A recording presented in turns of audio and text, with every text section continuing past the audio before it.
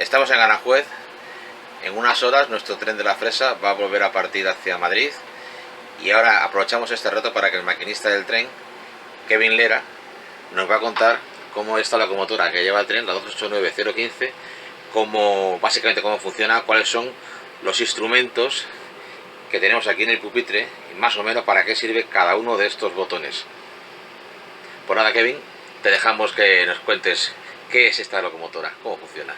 Bueno, pues estamos aquí en la cabina de la 289015, 8915 en numeración antigua, que es una locomotora japonesa fabricada bajo licencia Mitsubishi. Y bueno, cualquiera que le guste medianamente el ferrocarril pues habrá visto a sus primas hermanas o a ellas mismas circulando por todas las líneas electrificadas de España. De hecho, es la locomotora y el fabricante que ha movido a Renfe pues desde mediados de los 70 hasta bien entrados los 90 prácticamente.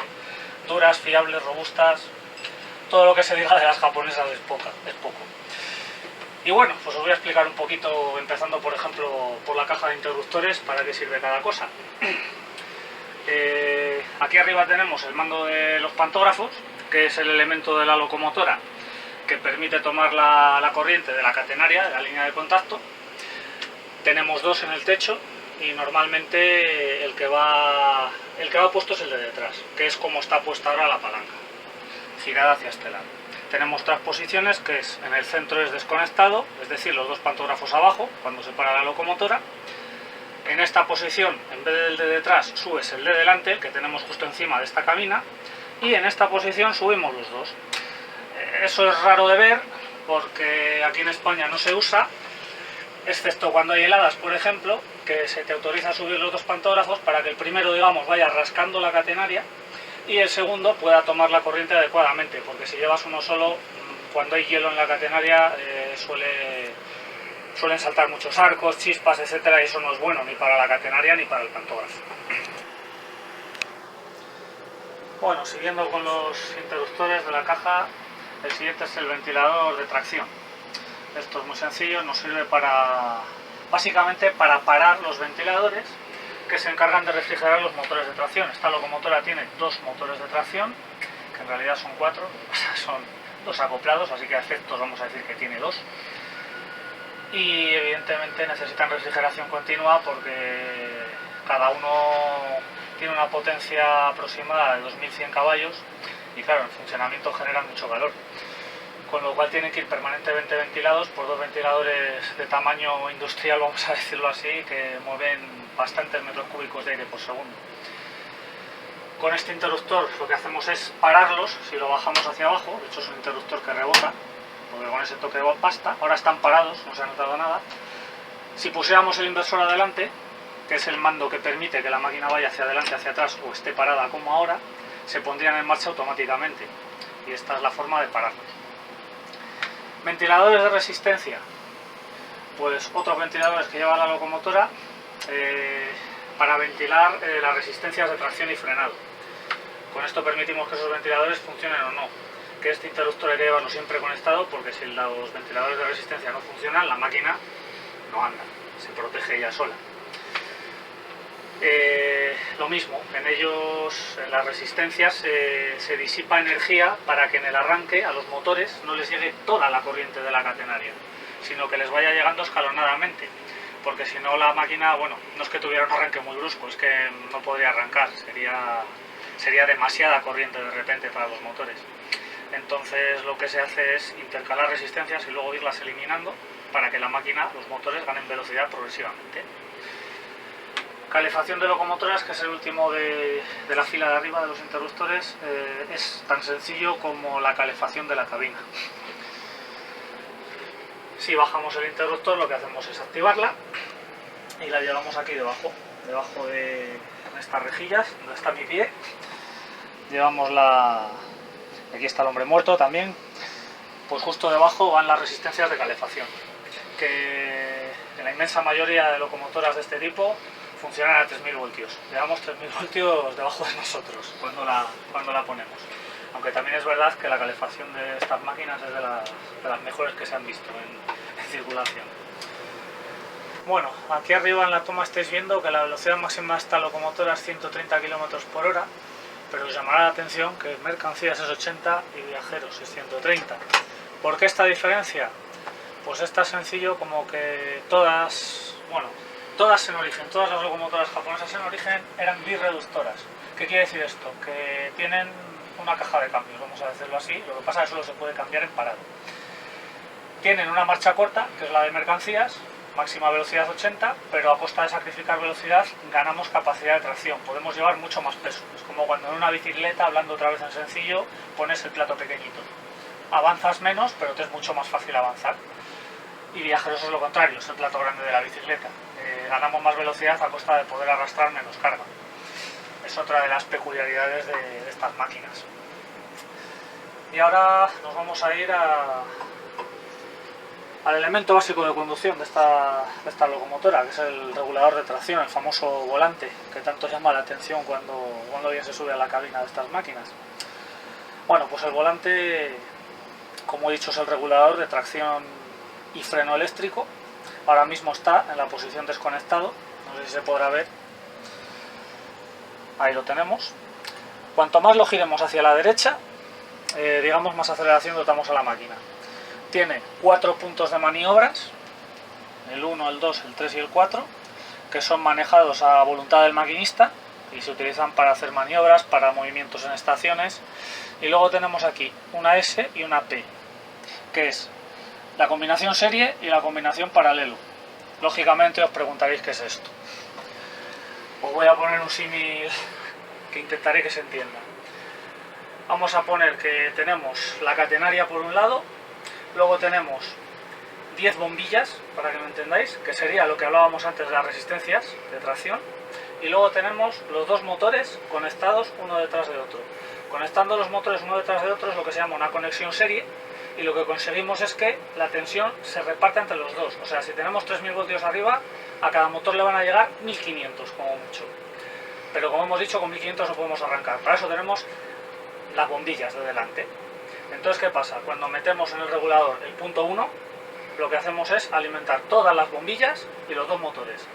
Las bombillas, lógicamente, se comen parte de la tensión. Lógicamente en la máquina no producimos luz, lo único que se produce es calor. Se disipa la energía en forma de calor en esas resistencias y por eso es necesario que vayan ventiladas. Cuando ponemos el punto 2, lo que hacemos, entre comillas, es apagar la primera bombilla, le hacemos un puente. Entonces, el resto de bombillas y los dos motores ven más tensión, les llegan algunos voltios más. Metemos el segundo punto, eliminamos otra bombilla, le va llegando más tensión al motor, así hasta el punto 4. En el punto 4 hemos eliminado 4 bombillas. Y cuando ponemos la serie, ya es la máquina la que se encarga de ir eliminando bombillas, resistencias, entendedme, hasta llegar a eliminarlas todas cuando la máquina ya ha desarrollado cierta velocidad y ya puede el motor gestionar toda esa tensión, que es cuando decimos que vamos en campo pleno y es el funcionamiento normal de la locomotora, porque las resistencias, aunque vayan ventiladas, tienen un límite, porque generan mucho más calor del que incluso los ventiladores son capaces de refrigerar. Entonces lo normal es eso, llevar la locomotora en serie si queremos una velocidad moderada, o en paralelo si queremos que nos dé su máxima velocidad. En paralelo lo único que hacemos es, como su propio nombre indica, en vez de tener los dos motores conectados seguidos en serie, lo que hacemos es ponerlos en paralelo, uno aquí y otro aquí. Con eso que conseguimos que la tensión no se reparta entre ellos, sino que les lleguen 3000 voltios a los dos, con lo cual obtenemos el máximo de potencia que nos pueden dar. Y el proceso es el mismo. En paralelo se vuelven a poner bombillas en el medio y conforme la máquina va ganando velocidad se van eliminando esas resistencias hasta que volvemos a tener 3000 voltios ya en los motores, y es cuando la máquina desarrolla su máxima potencia. Bueno, os he hablado del regulador de tracción. Tenemos algún mando más aquí debajo, como habréis visto, que os explico rápidamente. El inversor ya hemos hecho mención adelante, es tan sencillo como el para adelante para atrás parado, hablando en plan broma. Lo saco para que lo veáis, es un mando extraíble que hay que llevarse a otra cabina cuando te cambias de cabina, uno de ellos, y es tan sencillo como adelante, atrás o desconectado. El desconectado de la máquina no permite mover el regulador porque no podemos movernos. Debajo tenemos lo que conocemos como potenciómetro de aceleración, que manda sobre un aparato que se llama el CLD, que los maquinistas cariñosamente lo conocían por esas siglas como el celedonio. Y el CLD lo que controla es la corriente a la que la máquina va eliminando esas bombillas. Si subimos mucho este mando, lo que hacemos es que la máquina elimine lo más rápidamente posible esas bombillas, con lo que hacemos es tener una gran aceleración. En cambio, si lo bajamos, la máquina va tardando más en acelerar, acelera más despacio, y eso es útil cuando llevamos, por ejemplo, una gran carga, porque si tratáramos de acelerar muy deprisa con una gran carga, la máquina podría tender a patinar, y bueno, no sería bueno, de hecho, los esfuerzos a los que se sometería tanto a la máquina como al propio tren. Entonces, con esto regulamos pues la aceleración de la locomotora. Tenemos uno igual, lo que pasa que para frenado eléctrico, que este nos marca, pues vamos a decirlo sencillamente, la intensidad máxima que va a admitir el freno eléctrico antes de permitirte frenar más con él, vamos a decirlo así. El freno eléctrico también se maneja desde el regulador de tracción, pero en vez de girarlo a la derecha lo giraríamos a la izquierda, y a la izquierda tenemos 3 puntos, el 1, el 2 y el 3, que es tan sencillo como en el 1 disminuimos esfuerzo, en el 2 lo mantenemos y en el 3 aumentamos el esfuerzo de frenado.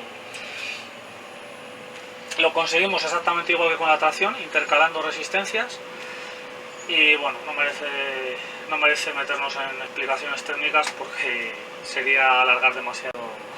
Abajo tenemos el último mando de la zona del regulador de tracción, vamos a decirlo así, que es el mando de shuntados. Los shuntados, otra palabreja, voy a intentar que lo entendáis, es... vamos a ver, tenemos un motor eléctrico, tiene una parte móvil, que es el inducido, y una parte fija que lo rodea, que es el inductor. El motor eléctrico funciona por campos magnéticos. Bien, por ambos circula corriente para crear esos imanes que continuamente están cambiando de polaridad para dar movimiento al motor eléctrico. Lo que hacemos con los shuntados es reducir la corriente que pasa por el inductor, por la parte parada. ¿Con eso qué conseguimos? Perdemos fuerza, porque perdemos inducción electromagnética, lógicamente, pero al mantener la misma corriente por el inducido, ganamos velocidad, a costa de eso, de perder esfuerzo. Entonces es una forma de correr más con la máquina, vamos a decirlo así, a costa de sacrificar esfuerzo de tracción. Es ya para cuando la máquina va muy lanzada en llano, pues poder alcanzar, en el caso de esta máquina, pues los 130 km/h, por ejemplo. Y bueno, ahora vamos a explicar mandos que no son móviles por el maquinista, sino que nos indican diversos aspectos de la locomotora, y es el cuadro de instrumentos. Vamos a empezar otra vez de derecha a izquierda, por ejemplo. A la derecha del todo tenemos el testigo del hombre muerto. ¿Qué es esto del hombre muerto? Bueno, pues el hombre muerto es el sistema básico de seguridad que lleva a día de hoy cualquier vehículo ferroviario. Se trata en este caso de unos pedales que llevamos aquí los maquinistas, en este caso son 2, y aparte hay también un pulsador que hace exactamente la misma función. Tenemos los maquinistas que llevar pulsado continuamente estos pedales, que como veréis, cuando pulsamos la luz se apaga, y cada 25 o 30 segundos la luz se vuelve a encender, o si soltamos el pedal, como ahora, se vuelve a encender otra vez. Es una forma de decirle a la máquina, estoy aquí, estoy aquí, estoy aquí. En el caso de que al maquinista le pase algo, o un desmayo, o cualquier cosa, claro, lógicamente soltará el pedal. Entonces, a los 3 segundos, aparte de la luz, se oye un pitido, y si el maquinista no reacciona a ninguno de esos estímulos, automáticamente la locomotora, digamos, piensa que te ha pasado algo y aplica freno de urgencia. Corta la tracción y aplica freno de urgencia, con lo cual el tren se detiene y, bueno, es evidentemente un seguro contra que a nosotros nos pueda pasar algo y el tren quede sin control. Las películas muchas veces nos hacen pensar lo contrario, pero el ferrocarril es mucho más seguro de lo que puede parecer viendo una película. Continuando con los testigos, el primero que tenemos aquí es el HV, que es el extra rápido, son siglas en inglés muchas de ellas, pero bueno, este es el disyuntor extra rápido, tan sencillo como que si el disyuntor del que hemos hablado antes se abre, esta luz se enciende, no tiene más ciencia. La siguiente es el MG, el motor generador, que se enciende si el motor generador está parado, pues lógicamente es una avería grave. Sin el motor generador no tenemos corriente de control y mando, con lo cual ni tenemos compresor, ni tenemos ventiladores de motores, ni tenemos nada. La máquina no puede moverse sin el grupo. También tenía otras indicaciones en el pasado, como por ejemplo que estuviera parada la bomba de vacío o que la batería no estuviera cargando. El siguiente es el OS, la sobrevelocidad, overspeed en inglés. Obviamente se enciende cuando la máquina supera su velocidad máxima en, creo recordar que son 5 o 6 km por hora. MTH, motores. En este caso está encendida porque tenemos la máquina estacionada y no tenemos los ventiladores de los motores de tracción funcionando. Al estar parados, pues vuelve a ser una avería que impide que la máquina se mueva, porque puede que estén parados por voluntad del maquinista o puede que estén parados por alguna avería. Entonces con esto nos avisa. Y si tenemos una avería grave en un motor de tracción, la locomotora tiene la capacidad, bueno, la locomotora, a través de nosotros, podemos seccionar uno de los motores de tracción y continuar con el otro, con la mitad de potencia, lógicamente. Si seccionamos uno de los dos motores, esta luz estará continuamente encendida, indicándonos que no llevamos los dos motores funcionando, evidentemente. La que está a su lado, el red, resistencias, se enciende cuando la temperatura de las resistencias de tracción excede más de 400 grados, para que os hagáis una idea de lo que se pueden calentar. Se enciende y al encenderse automáticamente la máquina se protege de nuevo y corta la tracción hasta que esas resistencias se enfríen. El NAZ es el avance de muescas, que es, volviendo al ejemplo simplista de antes, la eliminación de bombillas o de resistencias, pero cuando la está haciendo la propia máquina. Esta luz, mientras hay resistencias en el circuito, está siempre encendida, y en el momento en el que se apaga es cuando la máquina ya ha eliminado todas esas resistencias y podemos circular indefinidamente así. Es la que nos marca un poco pues el progreso de la locomotora al acelerar. El SL es el patinaje, slip en inglés, y bueno, pues se enciende cuando la máquina detecta que está patinando, que esta máquina lo detecta por diferencia de giro entre las ruedas de adelante y las ruedas de atrás, para que me entendáis. Si hay una diferencia muy grande entre las dos, la máquina entiende que está patinando, porque lo que es complicado es que patinen los 4 ejes a la vez. Entonces ese suele ser un buen método de detección para el patinaje. El B, que es el mando múltiple. El mando múltiple es cuando llevamos conectadas dos locomotoras mandadas desde una sola cabina, es decir, la segunda responde a lo que tú le ordenes a la primera. Entonces esta lucecita se enciende no cuando van conectadas, sino cuando la máquina de detrás tiene alguna avería. Se encendería el BE, el mando múltiple, y una de las luces que hemos explicado antes, diciéndonos qué es lo que pasa en la locomotora de detrás.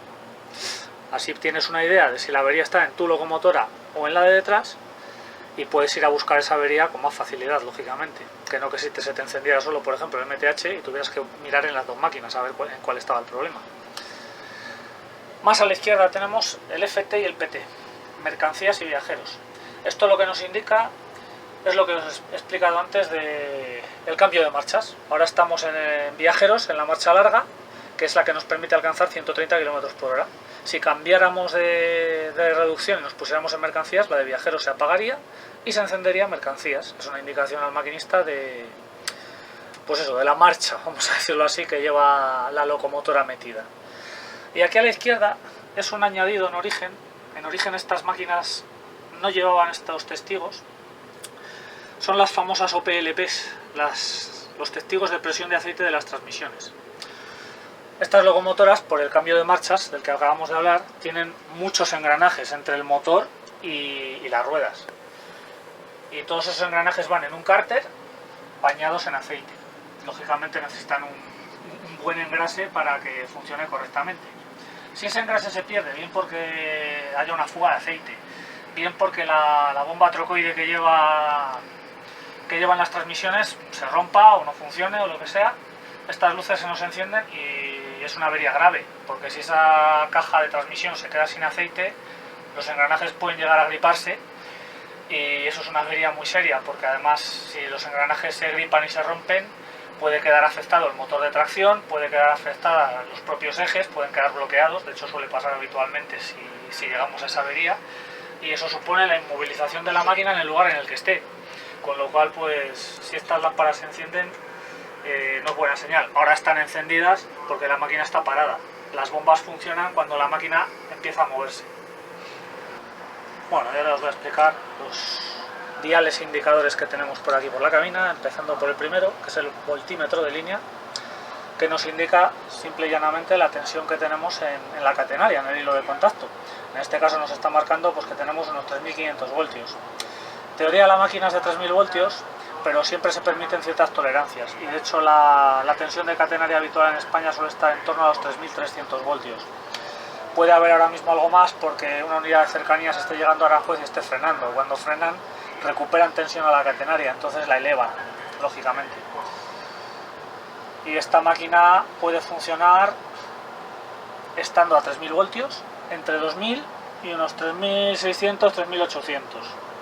Más allá de 4000 ya no es aconsejable que funcione, es demasiada tensión, y por debajo de 2000 la máquina se protege, salta un relé que tiene, que es el relé de mínima tensión, y nos quita la tracción. Tiene multitud de protecciones cualquier locomotora. Luego tenemos estos dos indicadores que son los amperímetros de los motores de tracción. Vamos a hacer otro símil fácil. Es entre comillas como el cuenta revoluciones de un coche, vamos a decirlo así. Cuanta más intensidad, cuantos más amperios tengamos en los motores de tracción, más fuerza estará desarrollando la máquina y más rápido estará acelerando. Entonces esto pues para el maquinista es un indicativo de la fuerza que se le está pidiendo a la locomotora, vamos a decirlo así. Tiene dos rayitas rojas que nos marcan la intensidad máxima a la cual podemos circular indefinidamente. Igual que un motor de combustión interna lo puedes forzar brevemente por encima de sus especificaciones, una locomotora también puedes forzarla por encima de sus especificaciones, pero entonces entraríamos en lo que llaman el régimen unihorario. Solo se puede funcionar en ese régimen por encima de unos tiempos precisos, porque el motor se calentaría demasiado, es demasiada corriente para que circule por él mucho tiempo, etc. Entonces pues eso nos permite controlar, resumiéndolo mucho, cómo van los motores de ahogados o desahogados, vamos a decirlo así. Más a la derecha, ya lo habéis visto anteriormente, tenemos el voltímetro del circuito de batería, que tiene dos funciones, como ya visteis. Ahora mismo está marcando la tensión de batería, que en estas máquinas es de 72 voltios. Marca un poquito más porque al estar la máquina en marcha, lógicamente está el grupo generador, que también hemos hablado de él, cargando la batería y le da más tensión. Y aquí tenemos uno de los diales de freno. Son manómetros dobles, ahí tenemos uno y aquí tenemos el otro, que nos indican pues varias cosas. Aquí tenemos la aguja roja, que es la presión de los depósitos principales, que suele estar en torno entre 8 y 9 kilos y medio aproximadamente, que es los depósitos principales nutren de aire a todos los sistemas de la locomotora. La aguja blanca está relacionada con el freno, es el depósito de equilibrio. El depósito de equilibrio es un pequeño depósito de aire que a través de válvulas neumáticas manda sobre la tubería de freno que tiene todo el tren. Es decir, funcionando con ese pequeño depósito a través de válvulas neumáticas se gobierna toda la tubería del tren, que es algo mucho más grande y que nos viene indicada aquí. La aguja roja, que como veis está exactamente igual a 5 kilos de presión, es la presión que tenemos en la tubería de freno ahora mismo. Ahora mismo el tren está desfrenado. Si hiciéramos una depresión en esa tubería, como vamos a hacer ahora lo que estamos haciendo es frenar el tren. Estamos dejando escapar parte de ese aire a la atmósfera a través de ese depósito de equilibrio del que hemos hablado y de esas válvulas neumáticas. Y al revés, lo subimos y aflojamos el freno. Y luego la aguja blanca que estáis viendo que no se ha movido es la presión en los cilindros de freno de la locomotora. ¿Por qué hemos frenado y aflojado y no ha cambiado? Os lo paso a explicar ahora mismo. Bueno, lo que acabamos de hacer de subir el freno y bajar el freno, o sea, frenar y aflojar, lo hemos hecho a través de este mando, que por su forma pues todos los maquinistas lo conocemos como el palillo de freno, que tiene tres posiciones, es muy sencillo. Hacia adelante aflojamos el freno, en el centro se queda tal y como lo haya dejado el maquinista y hacia atrás apretamos como hemos hecho antes.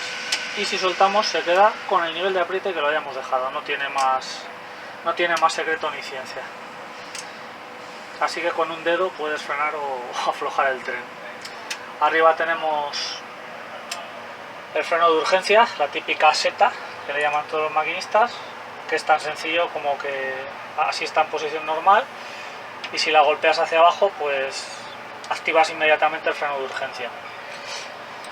Tenemos aquí también, bueno, varios mandos de los que nos interesan y son fáciles de explicar, vamos a decirlo así. El freno directo es un freno que solo actúa en la máquina. Por eso antes, cuando yo he aflojado y apretado el freno, la presión de cilindros de la locomotora se ha mantenido inalterable. Si lo aflojamos, vemos cómo varía la presión muy rápidamente. Es la gran utilidad del freno directo. La velocidad de actuación que tiene para hacer maniobras, etcétera. Es mucho más rápido que el freno de tren. El freno de tren actúa de forma mucho más lenta. Entonces el freno directo lo usamos cuando vamos de máquina aislada, cuando estamos haciendo maniobras, cuando vamos a engancharnos al tren, para tener un freno mucho más rápido y efectivo. Tenemos aquí el pulsador del mando de areneros. Los areneros, os preguntaréis lógicamente para qué sirven, los que no conozcáis mucho este mundillo. Los areneros para lo que sirven es para echar arena en el carril cuando está mojado, cuando hay hielo, cuando tenemos condiciones de adherencia malas, porque la arena encima del carril mejora esas condiciones de adherencia. Entonces cuando estás subiendo una rampa con un tren pesado puedes necesitar esta ayuda, porque si no la máquina se podría poner a patinar y puede llegar en casos extremos a dejarte parado en una rampa, y arrancar parado en rampa es todavía peor que subirla patinando. ¿Qué más os puedo contar? Bueno, pues por aquí tenemos la válvula de silbato, que en el caso de esta máquina es la original. En máquinas más modernas se ha sustituido por una electroválvula. Esta es una válvula neumática pura. La pulsas y deja pasar el aire y el silbato suena, y las vueltas corta el aire y deja de sonar. Tan fácil como esto, vamos. Tenemos aquí pulsador de hombre muerto, aparte de los pedales. Tenemos el mando de los limpiaparabrisas, que es neumático totalmente también, es un grifo que abrimos y cerramos el paso de aire. Y lo estaréis viendo, el típico cenicero de la época dorada de Renfe, nunca mejor dicho. Y bueno, la última parte que ya tenemos de este recorrido por cabina viene a ser el velocímetro, que es más que un velocímetro en esta cabina, es el registrador jurídico de la máquina. Aquí dentro lleva una memoria electrónica, vamos a decir, para que entendáis, algo parecido a un USB, que registra pues un montón de parámetros de la conducción, aparte de la velocidad a la que va la máquina en cada momento, por supuesto. Registra la hora, registra el estado de las señales por un sistema que luego os paso a contar. Las hay que registran incluso el silbato, el estado de las luces, etcétera. Viene a ser malamente conocido como la caja negra de un avión. No es lo mismo, pero es muy parecido, y aparte, por supuesto, nos indica la velocidad al maquinista a la que circulamos. Suele ser un estándar el que en las locomotoras japonesas tenga un fondo de escala de 180 km por hora, pero casi ninguna japonesa ha llegado a esas velocidades. Esta, en este caso, la máxima, como hemos hablado, es 130. Las japonesas verdes, como esta de toda la vida, eran 140, y las 200, las que se conocieron, las azules y amarillas, como las 1000 rayas, las estrellas, etcétera, llegaron a circular a 160. Pero bueno, en este caso no viene marcado. Antiguamente, este registrador jurídico no era electrónico, como en este caso, sino que era lo que los maquinistas conocían como el T-Log, que era un aparato suizo de la marca Hasler, y de modo totalmente mecánico, en una cinta, iba registrando absolutamente todos los parámetros que yo os he dicho, pero insisto, sin intervención eléctrica o electrónica ninguna, era totalmente mecánico, un aparato de relojería de tecnología suiza, nunca mejor dicho. Podemos continuar por la cabina y aquí tenemos el repetidor del ASFA, el clásico Babco Dimetal de toda la vida. ¿Qué es el ASFA? El ASFA es un acrónimo de anuncio de señales y frenado automático. En casi todas las líneas de España, las señales luminosas, los semáforos, para que nos entendamos, están equipadas de balizas en la vía. Esas balizas hablan con la locomotora, es una comunicación unidireccional. La locomotora no habla con las balizas, solo le hablan las balizas. La locomotora simplemente lo entiende y aquí nos repite lo que ha entendido. ¿Qué puede entender la locomotora? Varias cosas. Si la señal está en verde, lo que es vía libre, esto simplemente emitirá un pitido y eso nos indica que la señal está en verde y que podemos continuar normalmente. Cualquier otro tipo de indicación restrictiva lo que nos va a provocar en este panel es la iluminación de la luz de frenar y la del pulsador de reconocimiento. Esta locomotora lo lleva aquí en el propio panel, pero lo han llevado en muchos otros sitios del panel de mandos. Frenar y reconocimiento, como os digo. Cuando se ilumina tienes 3 segundos para pulsar el botón de reconocimiento. Es como con el hombre muerto, la forma de decirle a la locomotora: vale, me he enterado de que la señal está en una indicación restrictiva. Si no haces esto antes de 3 segundos pasa exactamente igual que con el hombre muerto. Si en 3 segundos no reconoces, la locomotora entiende que o ibas despistado o te ha pasado algo y provoca el frenado de urgencia automáticamente. Y si la señal está en rojo, pues directamente se ilumina este testigo rojo y no se requiere ninguna acción más que lógicamente la de parar delante de la señal en rojo, porque si rebasas una señal en rojo el ASFA no te pregunta nada, directamente tira de urgencia y el tren se para. Es otro sistema de seguridad básico y del que están equipados hoy todos los trenes que no lleven sistemas todavía más modernos. La apariencia del panel ha cambiado a lo largo del tiempo, pero la funcionalidad es la misma. Luego tenemos aquí el testigo de eficacia, que nos indica que el sistema está funcionando normalmente. Si esta eficacia se pierde, se nos encendería la luz de alarma, que es esta roja, que es un pulsador también. El pulsador es un botón de reset, porque la alarma puede que la recuperes reseteando el equipo. Si lo reseteas y se vuelve a encender la eficacia, no pasa nada. Si no se recupera la alarma, volvemos a lo mismo. Seguridad en el ferrocarril ante todo. 3 segundos, urgencia. Y no hay más. Y luego esta llavecita que tenemos aquí es desconectado en posición horizontal, conectado como está ahora en posición vertical. Y si giramos hacia abajo, hay ciertas condiciones de circulación en las que podemos rebasar una señal en rojo, con autorización del jefe de estación, del puesto de mando o de quien nos dé la autorización para rebasarla. Pero como os he dicho, si pasamos una señal en rojo, el ASFA automáticamente nos frena de urgencia. Pues si giramos hacia abajo esta llave, la ponemos en posición de rebase autorizado y lo que nos permite es durante 10 segundos poder rebasar una señal que esté en indicación de parada. Pasados esos 10 segundos nos vuelve a frenar de urgencia automáticamente. Luego la devolvemos a la posición normal y se nos crea este pequeño testigo que es un añadido posterior indicándonos que hemos rebasado una señal en rojo, porque se circulan unas condiciones muy especiales y lógicamente se requiere más atención. Siguiendo hacia la izquierda tenemos la consola del tren tierra. El tren tierra es lo que nos permite comunicarnos con las estaciones y con el puesto de mando. Tiene 2 modalidades. La C, que es la que está puesta en este caso, que nos dota de un canal de varios que podemos usar, en este caso es el 3, que es el que tiene la estación de Aranjuez para poder hablar con ellos, y es un walkie-talkie para que me entendáis. Yo puedo emitir pero no recibir a la vez, no es bidireccional, tengo que soltar el pulsador que me permite hablar, que está en el telefonillo, que ahora os enseñaré, para poder recibir lo que me tenga que decir la persona que esté al otro lado, vamos a decirlo así.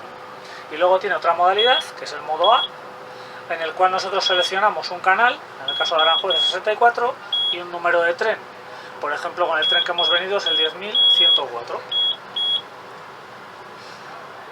Así podemos comunicarnos con lo que es el puesto de mando, el CTC, el control de tráfico centralizado, que es alguien que a distancia controla varias estaciones y varios tramos de vía. Entonces, si tenemos cualquier problema, observamos cualquier anormalidad en la vía, él nos quiere decir algo, porque otro maquinista le ha comunicado que ha visto algún obstáculo, lo que sea, esta es la forma de hablar con ellos, a través de este telefonillo que tenemos aquí, que no tiene más. En el modo walkie-talkie tenemos que pulsar aquí para hablar y soltar para recibir. En el modo A, que es el que os he explicado ahora, es un teléfono, podemos hablar y recibir a la vez. Y más o menos, pues, este ha sido el recorrido por la cabina de una locomotora japonesa. Son todas más o menos iguales, con sus pequeñas diferencias, pero bueno, espero que lo hayáis disfrutado y un placer enseñarlo. Pues nada, Kevin, muchísimas gracias, y dentro de unas horas, nuestro tren de la fresa, con estos maquinistas que controlan también sus locomotoras, partirá hacia Madrid. Ya sabéis un poco más de cómo se conduce y para qué sirve cada botón de estas vieja gloria de estas locomotoras históricas como las que llevan el tren de la fresa.